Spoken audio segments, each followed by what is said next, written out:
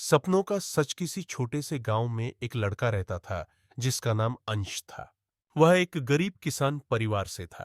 अंश का सपना था कि वह बड़ा आदमी बने और अपने गांव का नाम रोशन करे। लेकिन उसकी परिस्थितियां बहुत कठिन थीं। उसके पास पढ़ाई के लिए किताबें नहीं थीं और ना ही अच्छे स्कूल में पढ़ने का अवसर था।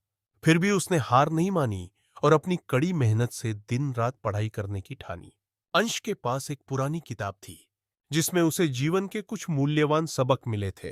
वह किताब उसे उसके दादाजी ने दी थी, जो खुद एक पढ़े लिखे आदमी थे। दादाजी हमेशा उसे कहते थे, पढ़ाई से ही इंसान की असली ताकत आती है।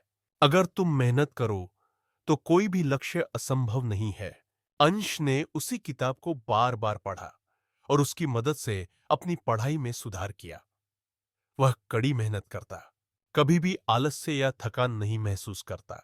वह रोज गांव के एक छोटे से स्कूल में जाकर पढ़ता और वहां से प्राप्त ज्ञान को घर पर अपने परिवार को भी सिखाता। वह अपनी मेहनत के कारण एक दिन गांव के सबसे अच्छे स्कूल में दाखिला लेने में सफल हो गया। लेकिन नए स्कूल में उसका सामना नई चुनौतियों से हुआ। नए बच्चे, नई पढ़ाई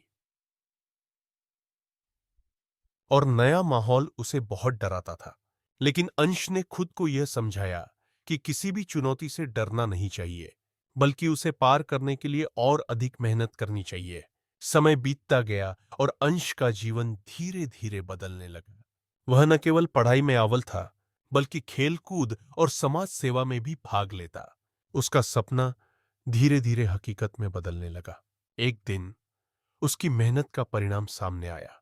उसने अपनी कड़ी मेहनत और लगन से राज्य स्तर की परीक्षा पास की और उसे एक बड़ा सरकारी नौकरी मिल गया। अंश के सपने सच हो गए थे। वह अब अपने गांव का गौरव बन चुका था।